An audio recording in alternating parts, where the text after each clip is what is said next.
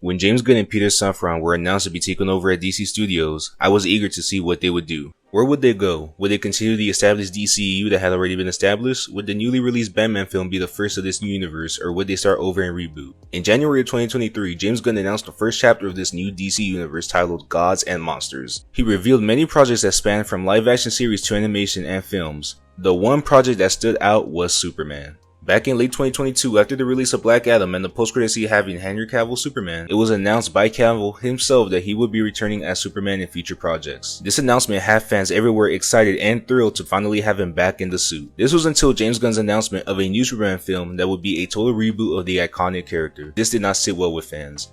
Those who loved Henry Cavill as a character were not pleased with this announcement. Fans would have to wait a while longer to see who would grace the iconic suit. In 2024, it was announced that David Corenswet would grace the iconic suit and would be the new Superman. Fans were not happy as they wanted Cavill's return. There were also those fans who were intrigued and eager to see what Corenswet would bring to the table. How would his portrayal of the character be different from those of the past? This leads us to now. Superman is coming up soon, and fans alike are eager to see this new DC universe finally begin. I am, for one, eager to see how Corenswet portrays a character and how this new universe will play out. I was a fan of Cavill's take on Superman and would have loved to see him grace a suit once again, but I was not mad when it was announced that this film would be a reboot and that DC was starting over. The one thing that we can all agree on is that the DCEU did not feel right. There were always loose ends and nothing aligned well. With this new universe, as fans, we can only hope that James Gunn and Peter Safran take the right steps to make this universe feel connected and not all over the place. I want to take a look back at Man of Steel. This was the only solo film that Henry Cavill got as Superman. In my eyes, this film was not all bad, but it did not feel as if it were a Superman film. In my eyes, the character of Superman has always delivered a sliver of hope. It may not be big, but there is hope in the character.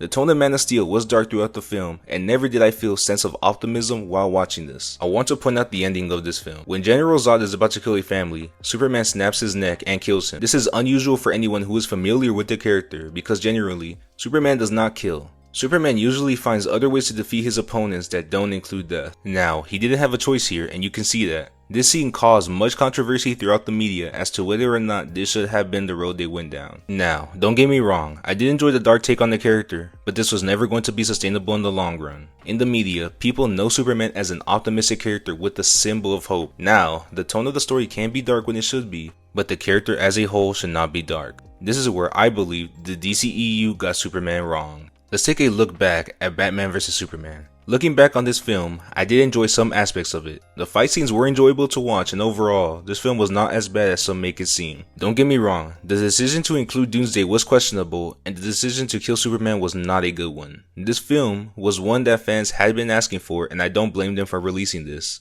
It was just too early. It did not do the character of Superman justice. From the beginning of the film, Superman is portrayed as a bad hero, and Batman blames him for all the bad that has been going on.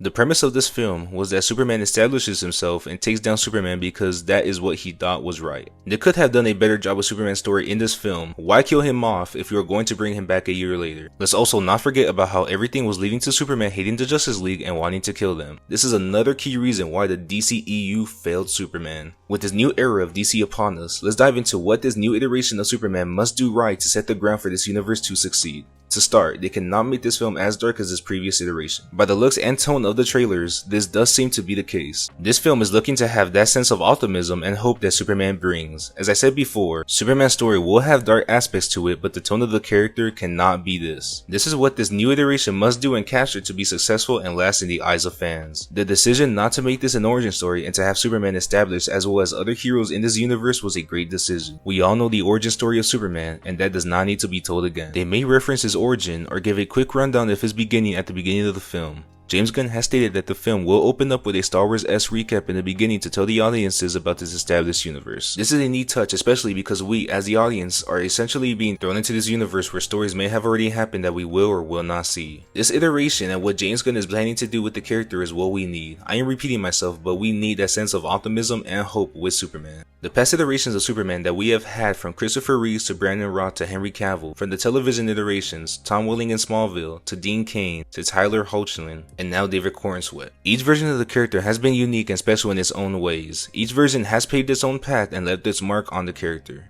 I have no doubt that David Corenswet will bring the character to life and will do great. He has the potential to be the greatest Superman. Those who believe will believe, and those who don't will not. With the right writing and with the right delivery, fans will have a new Superman on the big screen that they can be proud of, and a universe in which they can say that they are proud to be a fan of. Follow us on Next at Films HQ. If you enjoyed this video, make sure to drop a like and hit that subscribe button to help the channel grow. Turn on notifications to never miss an upload, and until next time, God bless. See you soon.